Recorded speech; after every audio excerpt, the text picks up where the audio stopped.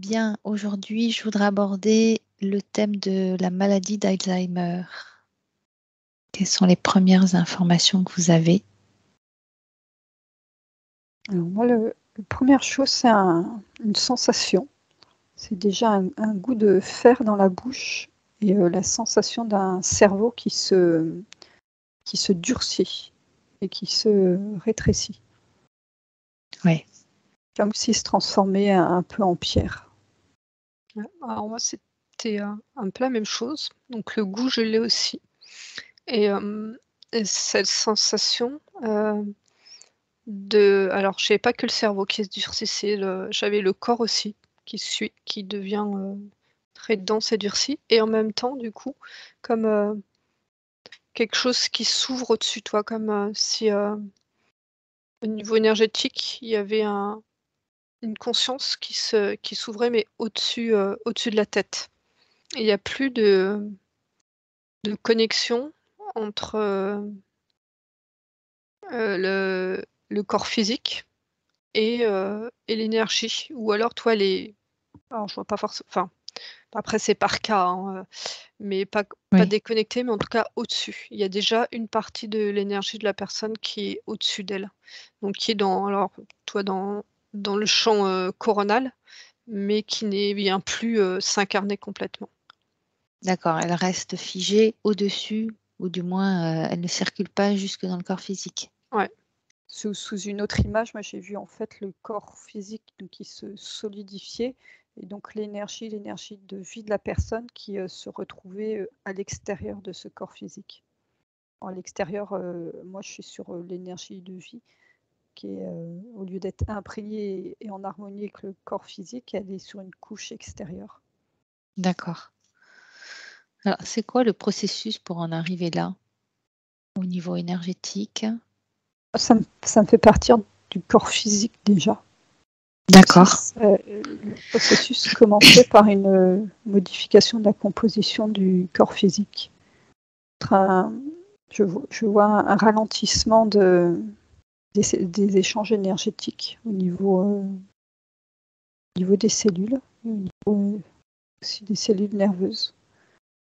Il y Oui, a un élément, alors sur le cas que je regarde, hein, peut-être que Mélanie aura une autre approche. Il y a comme si ça commençait par une modification de la circulation de l'énergie dans les cellules. et ça, ce serait dû à quoi? Alors sur le cas que je regarde, il y a, déjà comme s'il y avait un élément extérieur, hein, ce fameux goût de fer qui, qui était, dans le corps, qui était, ingéré. Non, ingéré pas forcément que par la bouche, mais qui arrivait, petit à petit dans le corps et qui bloquait les cellules. On me montre aussi que cet élément supplémentaire, une certaine interaction aussi avec toutes les ondes électromagnétiques qui nous entourent, toute l'électricité, les batteries, et les ondes. S'il y a une interaction qui se faisait, entre les 2, OK. les ondes, c'était un accélérateur. Enfin, toi physiquement, je sens qu'il y a, hem il y a des choses, ouais, c'est pas confortable. J'ai la même info que Julie, ça part du corps physique. Moi, je voyais un parasite. Alors je sais D'accord. pas si c'est, alors parasite. Je voyais quelque chose comme ça qui bouge, comme un petit ver, je dis pour Julie qui voit pas mon doigt. Mais je vois dans tout le corps, pas forcément ciblé que dans le cerveau et c'est comme si ce truc-là, c'était, un pont entre le physique et l'énergétique. OK. C'est-à-dire que, je ne sais pas s'il existe en physique ou si en physique c'est un parasite ou quelque chose qui est porteur, de cette matière qui permet, de faire ce que je vois dans l'énergétique.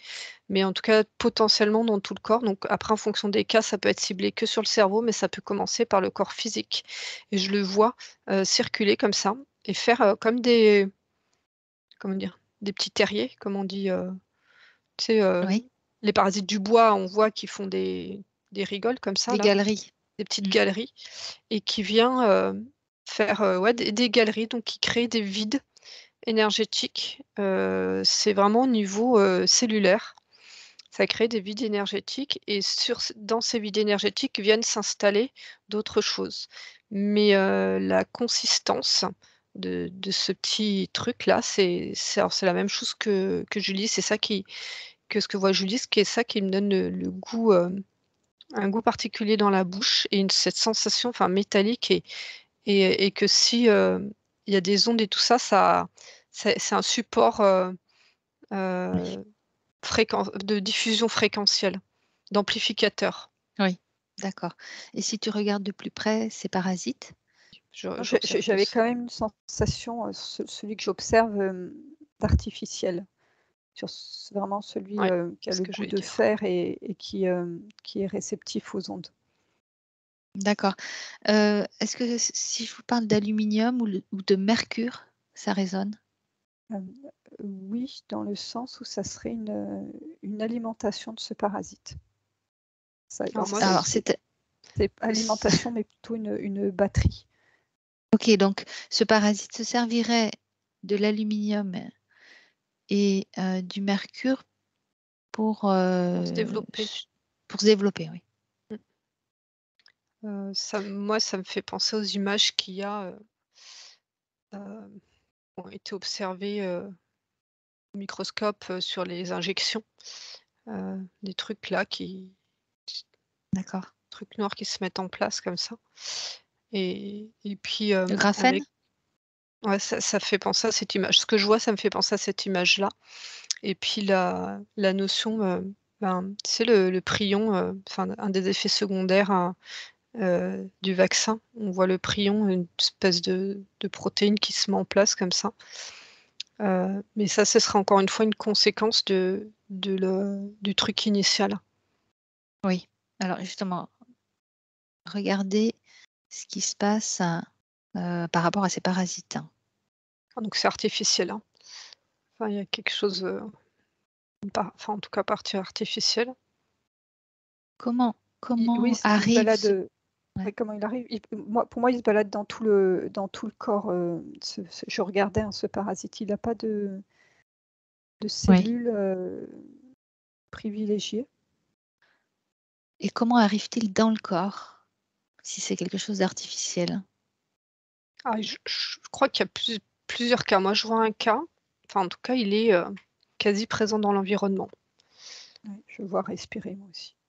Et il y a un cas où il y a une fragilité énergétique chez la personne qui fait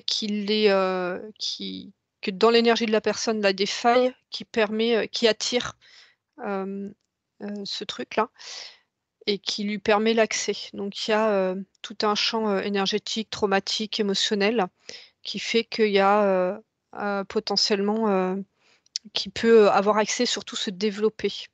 Il y en a aussi où ça peut être que ciblé dans le cerveau. Par exemple, l'aluminium c'est-à-dire que ça va se centrer dans le cerveau. Je ne sais pas, hein, si le cerveau attire, comment dire? À un endroit où ça peut être une réserve, plus facile sur ces métaux lourds et en tout cas, ça va les attirer, les concentrer vers le cerveau et ça va faire, de l'Alzheimer beaucoup plus dégénératif, mais il peut être présent dans tout le corps et ça peut présenter du coup des formes différentes. Et quand tu parles de failles, est-ce que, on peut parler de stress, de mode de vie, inadéquate par rapport à la personne?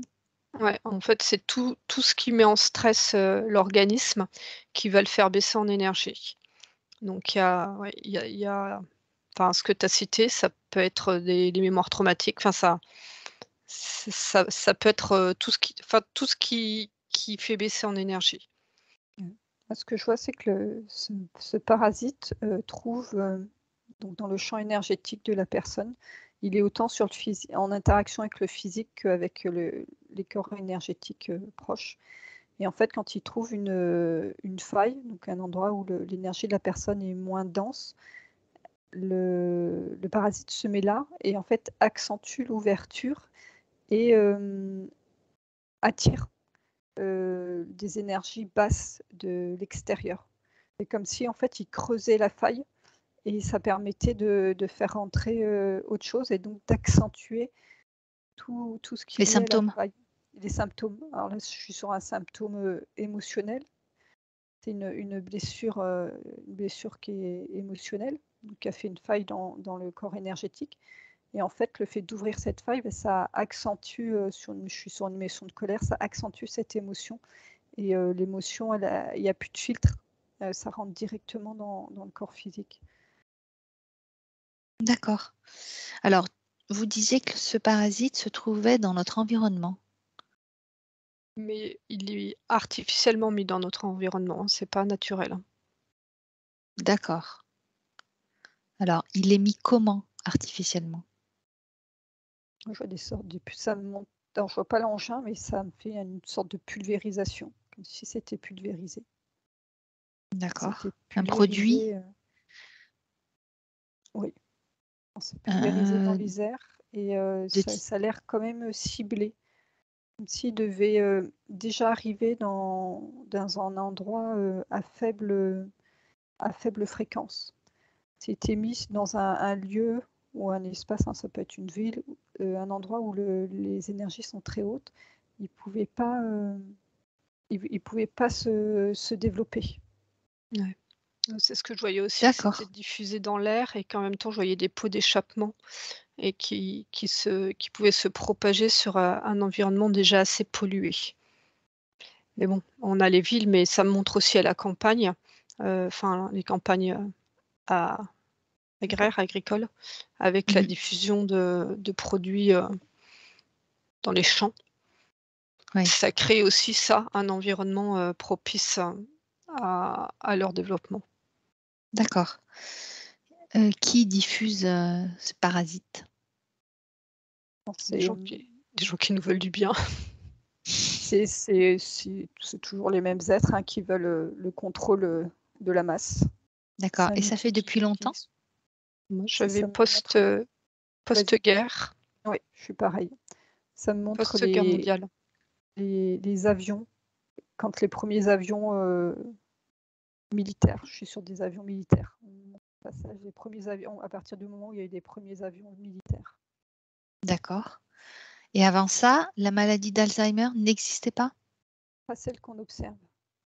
En fait, la maladie d'Alzheimer, si tu veux, quand tu te places d'un point de vue médical, tu as les symptômes et les traces, les photos cérébrales qui font matcher sur une maladie d'Alzheimer. Donc ces symptômes-là et cette dégénérescence cérébrale, elle existait pour, pour d'autres, enfin, déjà avant.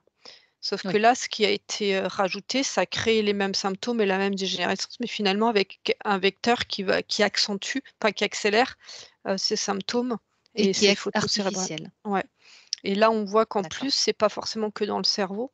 Donc peut-être que ça nous amène qu'il y ait d'autres maladies qui pourraient être causées par ce truc-là, qui sont pas diagnostiquées Alzheimer parce que c'est pas cérébral, mais qui sont plus localisées dans le corps. Vas-y. Je suis allée voir donc une personne avant tout ce qu'on a vu. Et donc, oui, ça existait, hein, forcément, les personnes qui avaient des dégénérescences cérébrales. Mais Sénilité. au niveau des énergies, il y a quelque chose de mou, en fait, de naturel. Comme si C'est beaucoup plus doux. pour cette personne-là que je regarde, c'était un processus naturel pour elle de perdre la tête et qui est aussi accentué par ses blessures, ses vies, ses charges émotionnelles, hein, tout ça.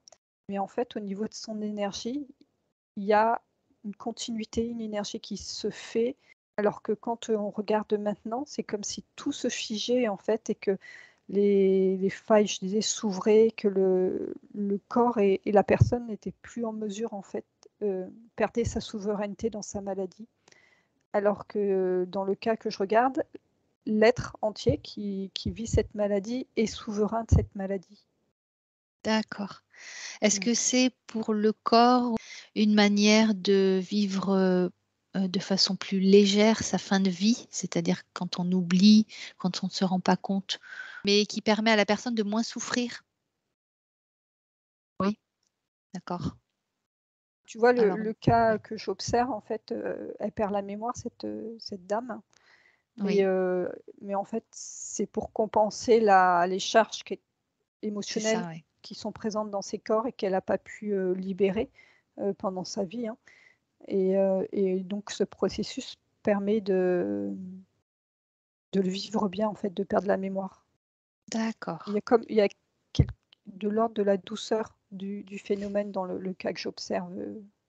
Et donc depuis la Deuxième Guerre mondiale, hein, ça a été provoqué. Et accéléré. D'accord. Alors ça Est-ce me que parle plus d'une sorte de récupération, en fait, du processus pour contrôler. d'accord. Comment ça a été découvert, est-ce que c'est ce monsieur Alzheimer qui a fait des Ah, recherches sur cette maladie? franchement, C'est découvert ou créé. Oui, mais bah, justement, il y comment on a s'est rendu compte qu'on pouvait utiliser ce genre de symptômes et les manipuler? ah oui, parce qu'Alzheimer, lui, il a découvert, ce que je vois, c'est que lui, je le vois en train de découvrir sur des radios. Le cerveau, il Ouais. regarde un cerveau, il n'est pas, C'est pas à lui qui est responsable. à l'origine. Ouais, ouais.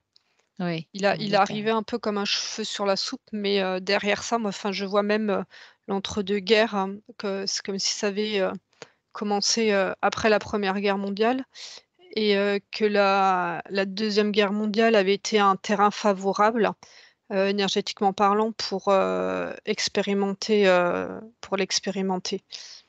Alors tu vois, si je vois une ligne énergétique, le niveau, on va dire vibratoire de stress ou tout ça qui a été créé par la 2e guerre mondiale qui a impacté, une partie de l'humanité, a fait un terrain, tout à l'heure on disait, hein, qu'il fallait que les fréquences soient très basses Oui, pour pouvoir, qu'ils puissent se développer. Ça a été le terrain idéal pour eux pour diffuser, d'accord. Oui, Alzheimer, oui. je ne sais pas si c'était un médecin? Alors, de ce que je vois, c'est un psychiatre, neurologue, neuropathologiste. Ouais, donc lui, il est parti de l'humain. De côté d'Alzheimer, je vois quand même, enfin, de la douceur, enfin, vraiment de la bienveillance, quoi. Il y a pas, Mmh. donc il est parti de l'humain et des symptômes. On va dire plutôt des personnages, décrits, des malades décrits, avant. Oui, Il est parti de ça et donc il a fait ses recherches, voilà, pour, identifier, cette maladie-là. Mais, on va dire que la partie artificielle, ils se sont pas dit: «On va créer un Alzheimer». C'est que la conséquence de ce qu'ils font les mêmes symptômes que les symptômes, que d'accord. Alzheimer a OK, observés. Ils sont beaucoup plus en avance que lui, en fait. Il y a vraiment un décalage entre, c'est les laboratoires, de recherche, on va dire, involutifs, là oui, et les médecins, de terrain ou des chercheurs de terrain qui sont déconnectés d'eux et qui, eux, observent le vivant et puis, essayent, de comprendre avec leurs outils, heu, le vivant, la maladie, les pathologies et tout ça. Ils sont pas d'accord. forcément en lien, les uns avec les Oui, autres, mais c'est pas du tout le même rythme d'évolution et de progression. C'est-à-dire que, les créateurs de ce parasite sont je vois quelque chose de plus dense et beaucoup plus rapide et en avance. est-ce que Parkinson, la maladie de Parkinson est aussi, une conséquence de ce parasite? J'ai un oui et un non, en fait. D'un Ouais. parasite, oui, mais pas forcément, le même. Pas le même, d'accord. Donc ça Comme s'il voudrait dire qu'ils n'existait auraient pas que développé ouais, comme s'il n'y avait pas, un seul modèle de parasite, qu'il y avait une voilà, ils gamme auraient développé plusieurs qui parasites. OK. voilà, qui s'active, en fonction des failles et fragilités, de la personne qui les laisse, mais c'est pas à volonté, mais qui selon l'équilibre de la personne ou le déséquilibre de la personne, c'est pas le même parasite qui va s'activer. Mmh. Ouais, là, je suis en train d'être, recentrée en fait sur, les personnes et observer, au-delà du parasite, le champ énergétique des personnes atteintes et comment aussi, alors s'en prémunir, c'est un bien grand mot, mais en fait, regarder quelles sont les failles, qui sont propices à l'activation de ces parasites. Oui, c'est ça. Et tu vois, Mmh. là, je suis sur un cas et vraiment la chose qui s'active très fort, c'est le transgénérationnel. La personne D'accord. qui est en face, alors c'est pas conscient, bien sûr. Elle a, en manifestant la maladie de Alzheimer, c'est comme même si elle faisait des trous dans les mémoires familiales parce que ces mémoires sont lourdes. Et que D'accord. le processus en fait d'oubli et ça me parle de tabou, de l'énergie tabou, un sujet tabou dans une famille, Un secret de euh, famille, quelque un chose comme secret ça? de famille, et que ça, cette présence dans l'arbre généalogique de ce type d'énergie, donc de secret de famille ou de choses tabous, Mmh. activer cette maladie. D'accord. Ouais. Ça montre vraiment que ce parasite-là, c'est un vecteur physique, qui va faire un pont avec le champ informationnel du corps physique et qui du coup impacte, peut impacter ou on le champ, enfin l'énergie, on va dire de l'essence, enfin, comment dire? Ça impacte dans le sens où la première image que j'ai eue, tu vois, c'est l'énergie s'en va. Mais ça vient par le vecteur physique et du coup, ben, ce qui explique pourquoi, tout ce qui est mémoire transgénérationnelle qui est porté par le physique, est la source est la, est une des causes qui fait baisser, en fréquence le corps physique. Par rapport à des fois où on voit des interférences qui viennent interférer, le champ énergétique, de la personne en termes, d'énergie d'incarnation. Là, ça passe par le vecteur, l'énergie de vie et la mémoire Oui. qui est portée. Autre info par rapport à cette première cause? Je suis toujours dans cette notion de famille et de circulation de l'énergie de cœur. Là, je suis sur un cas où c'est une dame en fait qui avait vraiment un blocage émotionnel au niveau du cœur et dans la circulation de son amour par rapport à sa famille, qui avait beaucoup de barrières ou de blessures qui étaient dedans, et le fait qu'il n'y ait pas une fluidité, une harmonie qui circule, ça a provoqué des blocages énergétiques propices à l'émanation de cette maladie. Ouais, ça explique bien qu'en termes de déroulement, on voit, que post-guerre, c'était un terrain favorable parce qu'il y a eu quand même, Oui. d'énormes traumatismes, pendant et après la guerre, qui fait que, ben, finalement chaque famille a son secret de famille et son traumatisme lié à ça, hein. D'accord. D'autres causes que transgénérationnelles? Moi, j'ai pas d'autres. Trau J'observais si Traumatisme émotionnel propre. Ça peut être aussi des répétitions, transgénérationnelles, ses Aussi. propres Ouais. traumatismes, c'est oui. c'est la même, Mmh. c'est la même gamme de Oui, type d'informations d'accord. bloquées. Bien. Alors maintenant, comment peut-on prévenir, ou améliorer les les conséquences de cette maladie? Ouais, il y a 2 champs, hein, le prévenir et le améliorer. Donc voir des Mmh. personnes qui n'ont pas encore, enclenché la maladie.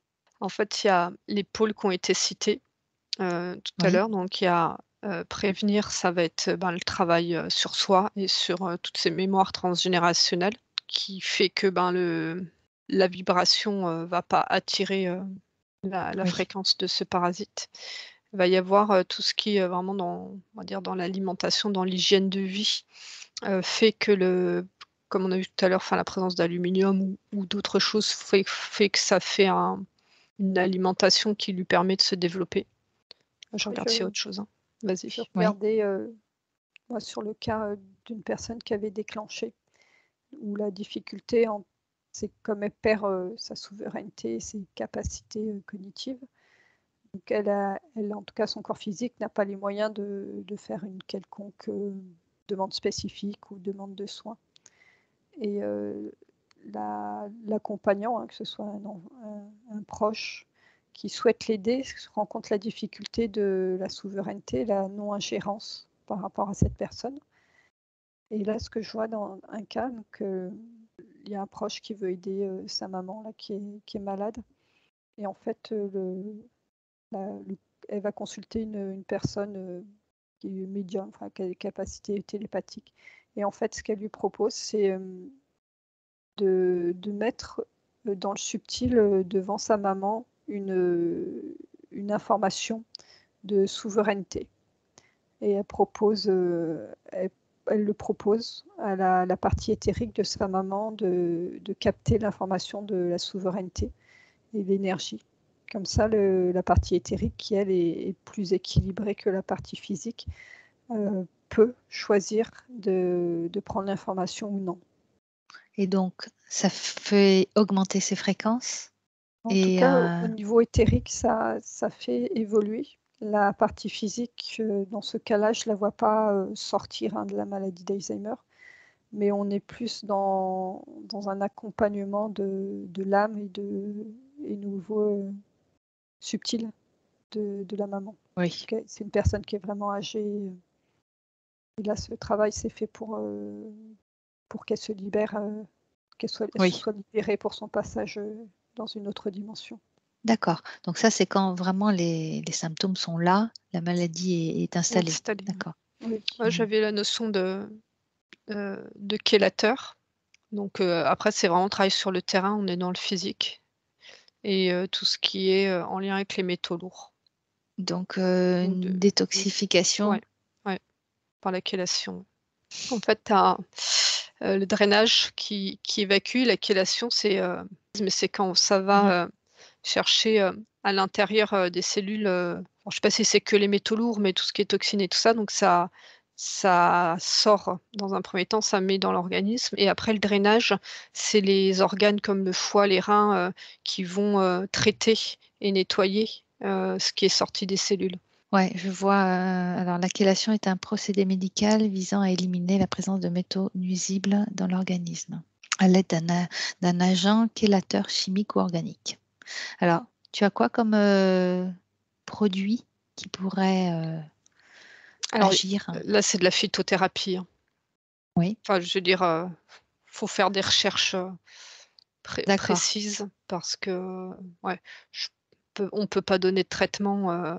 Il faut que ce soit quand même fait accompagné, comme il y a quand même une évacuation de métaux lourds. Là où il faut être prudent, alors ça c'est pas de la télépathie, c'est une connaissance, mais si tu es vraiment chargé en métaux lourds et que tu fais une cure en chélation qui est pas bien dosée, tu peux avoir une libération trop rapide des métaux lourds. Ouais. Et comme je disais, c'est après dans le drainage, tu vas avoir les organes qui sont là pour drainer, qui vont être surchargés. Donc voilà, c'est à faire en connaissance. Très bien, ouais. Donc après, je pense que les naturopathes et tout ça, ils doivent connaître les procédures, les produits. Autre chose encore pour... Moi, je suis sur un cas, donc toujours une personne qui a Alzheimer, mais donc avancée, qui n'a pas plus sa propre volonté de demander des soins ou autre. Et donc là, le proche qui veut l'aider a fait appel à un énergéticien. Et l'énergéticien, il rencontre en physique la personne. Et la première chose qu'il fait, c'est vraiment, il se centre et il demande de l'autorisation aux parties supérieures de la dame qui est malade, qui a Alzheimer, pour savoir s'il peut intervenir dessus. Et je le vois, il est sur le côté de la personne. Donc il met une main au niveau chakra-cœur devant, une main au niveau chakra-cœur derrière. Et il travaille à partir de ce point-là, comme s'il était en train de recréer un point d'ancrage énergétique pour tous les corps de la dame, autour duquel elle pouvait reconstruire. On a vu en début d'enquête que le corps physique était durci et le corps énergétique était un peu à l'extérieur. Et en fait, en mettant son énergie, en ancrant son énergie là au chakra-cœur, il diffuse l'énergie du cœur de la dame, il le fait se diffuser dans le corps physique. Voilà, c'est vraiment quand même à faire avec précaution, parce que dans certains cas, ça a été un choix de déclencher la maladie d'Alzheimer parce que les souvenirs étaient trop violents. Et donc on ne peut pas intervenir sur une personne qui a fait ce choix-là. Ça pourrait être violent en fait si elle était trop réalignée en fin de vie et qui a récupéré comme ça d'un seul coup certaines mémoires. En fait, le fait par contre de mettre un processus où l'énergie de la personne reprend place dans le corps physique, ça refermait quand même les failles où certaines entités passent au travers.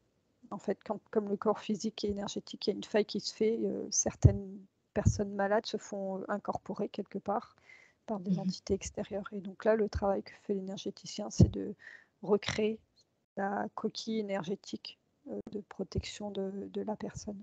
J'observais en effet dans les soins proposés d'être vraiment pas du tout invasif et d'être dans le juste équilibre de protection du corps physique et énergétique pour justement pas qu'il y ait des énergies, on va dire, interférentes qui viennent s'infiltrer dans toutes les failles. Ça, c'est dans le cas où la personne est vraiment n'est plus consciente de qui elle est et n'est plus en capacité de s'exprimer.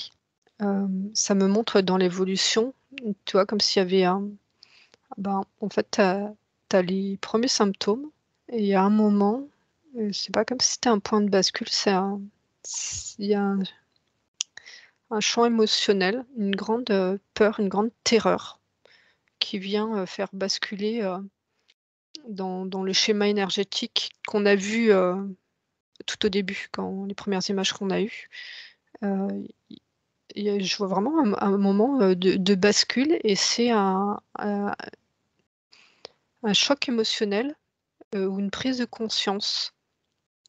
Et que, comme s'il y avait ce moment-là, la personne prenait conscience de son potentiel, enfin de sa maladie, et que la projection dans l'évolution de sa maladie créait un tel stress que ça accélérait le processus. Alors, dans quel sens? Négatif. Là, c'est Ah, d'accord. la maladie d'Alzheimer, on en parle beaucoup. Tu as comme un égrégore qui est dessus. Ça fait basculer, ça fait connecter la personne à cet égrégore-là et ses peurs. Et peur, ça me dit peur de la mort sans mourir. Et que, en fin de compte, cette prise de conscience-là, avec le champ émotionnel qui va avec, a un effet délétère. Alors, je veux dire, j'ai pas de solution, hein, mais c'est une observation de l'importance de l'émotion et de comment les informations sont amenées à la personne. Et comment je vois que vraiment l'importance des accompagnants dans l'accompagnement émotionnel et de comment ils les mettent dans un cocon. C'est-à-dire que ce champ émotionnel d'être dans la peur, même si tu vois, c'est de la terreur, qui peut être aussi portée par l'environnement, va être un terrain accélérateur plutôt que protecteur. J'observais une personne qui commence à avoir les premiers symptômes et donc des pertes de mémoire. Et en fait, elle prend son épée de souveraineté. Et comme elle prend conscience de cette possibilité d'être malade, et au lieu de se laisser emporter par des peurs, même de partager avec ses proches, elle prend son épée en main et elle fait un recentrage vraiment énergétique de ses énergies sur elle. Et c'est comme si elle reprenait la souveraineté de sa ligne de vie. C'est-à-dire, il y avait deux possibilités, soit faire ce que Mélanie vient de décrire. Donc moi, ça me présente comme une ligne de vie en espèce de toboggan où tu rentres dans un processus, un égrégore très lourd. Et elle fait le choix, avant que le toboggan se propose à elle, de planter son énergie dans sa ligne de vie et de dire maintenant, je suis responsable de moi-même et je m'occupe de moi. D'accord. Donc, c'est possible d'en guérir? Alors, en guérir une fois que c'est présent, une fois que la bascule a eu lieu, que Mélanie a vu, c'est difficile. Pour les premiers symptômes, alors, moi, j'aime pas le mot guérison, parce que il est assez puissant. Ça faire ralentir. Et ralentir et vraiment, c'est reprendre sa souveraineté et accueillir. Il y a cette notion d'accueil au lieu de rejet. Enfin, comme si quand on rejetait une maladie, un événement, on le solidifiait. Que si on accueille un symptôme, qu'on accueille un événement qui s'est passé, même très difficile, qu'on le fait vivre dans son énergie, et ensuite on le laisse partir, il n'y a pas de cristallisation qui se font. Oui, tout à fait. Et là, c'est pareil pour l'accueil. L'accueil, ça ne veut pas dire je laisse la maladie s'installer et hop, je m'abandonne, je suis mort. C'est vraiment accueillir, regarder, elle toque à ma porte, je l'accueille, je regarde ce qu'elle a à me dire, et ensuite, une fois qu'on a discuté, elle peut ressortir de ma maison. D'accord. C'est vraiment ce processus-là, c'est vraiment l'égrégore de la maladie. Donc là, en plus ciblé avec Alzheimer, c'est que ça, c'est garder sa souveraineté jusque ce qu'on peut. Ça permet d'étirer le plus possible. Et il y a cet égrégore, mais aussi porté par le système médical, qui fait perdre cette souveraineté. Et ce champ émotionnel va faire un terrain accélérateur. Et donc là, il y a une information pour la personne porteuse, mais et aussi pour l'environnement, enfin les aidants, parce que c'est presque des fois plus dur pour les aidants que la personne qui perd, enfin d'un point de vue quand on est humain, qui perd conscience des choses. C'est-à-dire que c'est inviter aussi les aidants et la famille à faire un travail sur eux par rapport à leurs propres émotions, à leur relation à la mort, leur relation à leurs parents. Parce que, si tu veux, ça fait un peu comme un domino. C'est-à-dire que quand on apprend qu'une personne est atteinte d'une maladie comme ça, c'est comme une première mort. Et l'état de choc, plus les personnes qui sont autour de la personne malade sont en état de choc et restent sidérées, moins ça aide la personne malade. Donc si individuellement, toutes les personnes concernées autour de cette personne-là font leur propre travail de deuil et énergétique, enfin voilà, leur propre travail, ça fait que l'environnement va être beaucoup moins propice au développement de la maladie. Alors, il y a Alzheimer, je pense que ça peut aussi se généraliser sur des maladies qui sont mortelles, en fait, hein, ou potentiellement mortelles. Ouais, d'accord. Est-ce que une hypnose libératrice quantique telle que l'on propose peut améliorer des cas?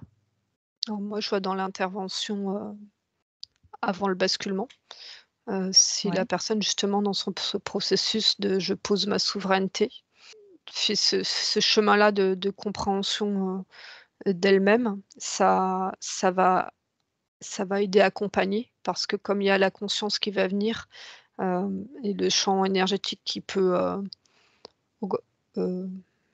augmenter, ça fait que le terrain est beaucoup moins propice au développement de la maladie. Ça me dit c'est un chemin de croix, hein.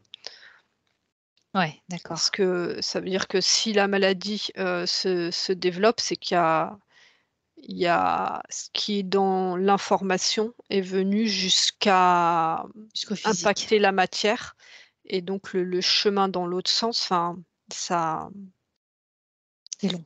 ouais, ça peut être long, mais c'est un chemin de croix, c'est-à-dire que les personnes doivent être intérieurement dans une sorte d'énergie guerrière, enfin, toi, une très, très grosse volonté d'accueillir et de faire un travail que sans la maladie, ils auraient peut-être mis, je sais pas, 10 ans. Ce travail-là, ils vont peut-être devoir le faire en 6 mois. J'observais un cas où donc c'est un aidant qui demande lors d'une session d'aller voir le cas d'un proche qui est touché par la maladie. C'est ce que j'allais te demander, ouais. Regarde en comment. fait, le premier effet, c'est comme cet aidant travaille sur son propre champ. Déjà, il y a comme toute une tension qui s'en va parce qu'il a des clés de compréhension. Je vois que pendant la séance, il n'y a pas de travail qui est fait sur la personne qui est malade. Mais par contre, il y a des clés de compréhension pourquoi dans cette famille-là, il y a eu ce cas qui s'est manifesté. Il y a vraiment une vision plus globale du schéma. Et en fait, le consultant, là, il prend conscience de tout ce qui s'est passé, de pourquoi ce proche en arrivait à déclencher la maladie d'Alzheimer. Et ça fait, lui, dans son champ énergétique, ça fait descendre toutes ces tensions. Et il y a un réalignement qui se fait. Et en fait, de par son réalignement, quand il va visiter la personne malade, en fait, il se met en effet miroir. Et donc, il y a un apaisement qui apparaît des deux côtés. D'accord. Est-ce que ça peut être aussi un moyen de soulager son passage, donc après la mort, même si ça n'a pas eu d'effet vraiment notable pendant sa vie, ce travail-là sur soi, donc par exemple en hypnose, hein, peut aider pour une après-vie, une réincarnation, à être plus léger. Bah, ouais, moi j'ai un oui, c'est-à-dire que alors le consultant est malade, c'est qu'il est déjà en capacité de comprendre et de faire beaucoup de choses. Oui, Donc d'accord. l'impact va être déjà, sur son corps physique, les compréhensions, ce qu'il va mettre en place et donc forcément sur son corps énergétique. Après, bah, la difficulté, c'est si on parle d'une personne qui n'est physiquement plus souveraine, donc plus en C'est ça, oui. capacité de demander de l'aide. Là, on est Parce que si par exemple sur un l'exemple enfant qu'a qui donné demande, Julie. oui, voilà, l'enfant qui demande pour son parent une session que peut-être elle accepte sans forcément savoir ce que c'est. Est-ce que ça peut être, ça peut quand même l'aider? Que ce soit dans sa vie aujourd'hui ou pour après, hein, je parle. La session spécifique pour une personne non souveraine, ça vibre pas pour moi. D'accord. Même si quelque chose peut être fait, il y a une notion de forcer. Par contre, le travail que fait l'aidant sur lui-même et sur sa relation avec le proche malade, c'est très efficace. Ouais, et puis, D'accord. en fait, c'est vrai, c'est l'image que j'avais, hein, de la personne malade et que l'impact des aidants était très importante. Finalement, cette personne malade, parce qu'on va respecter sa souveraineté, va être un catalyseur, pour les autres de faire le boulot. Donc, si la personne aidante, parle de son expérience, voilà, alors on parle d'hypnose régressive parce que c'est ce qu'on fait, hein, il n'y a pas que Oui, ça. Hem, bien sûr. Va pouvoir, en discuter, avec les autres personnes aidantes qui font partie du cercle et que comme ça, petit à petit, chacun fasse son boulot sur lui-même et ben, en fait, ça va faire que, le tissu familial va être globalement allégé et que ça va impacter la personne, D'accord. qui est malade. Heu et puis, après, il y a un contact avec l'âme ou l'énergie qui peut, recevoir les informations et ça l'aide. D'accord. Et même C'est-à-dire qu'en si, fait, par tu vois, ce exemple, qu'on ouais, fait en session client, de nettoyage, des mémoires transgénérationnelles, ça marche parce que le client est conscient et oui, que ce qui fait que la session marche, c'est qu'il y a une prise de conscience chez la personne comme un switch intérieur et que ça va faire prendre sens pour elle et du coup, dans ce passage du switch, réinformer son propre champ énergétique. Sur une personne qui est Alzheimer, on va dire vraiment dans la bascule, hein, qui est plus souveraine, comme il y a pas cette conscience-là pendant la session, va pas y avoir ce switch. dernières informations pour finir cette exploration. Moi, c'était, le la gratitude. C'est, Mhm. donc je positionne par rapport à la place des dents.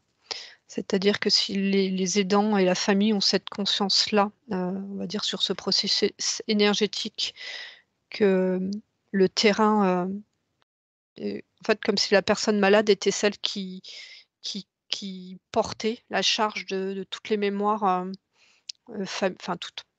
Oui. d'une partie des mémoires familiales lourdes, et ce qui explique, comme on a vu que c'est ça qui l'a fait baisser en énergie, et c'est ça qui laisse, les parasites ou autres, ou la maladie se développer. Et ben si les personnes autour, ont dans leur regard ce regard de gratitude, et un cœur qui s'ouvre, ça va, ça porte la personne malade. Et donc ne pas être D'accord. dans un regard de pitié ou de tristesse ou tout ça, et de faire son travail et d'être dans la gratitude, c'est ce qui est important. Mmh. Très bien. On termine là-dessus? Pour moi, c'est bon. C'est bon? Eh bien, merci Mélanie, merci Julie. Merci Clarisse. Clarisse.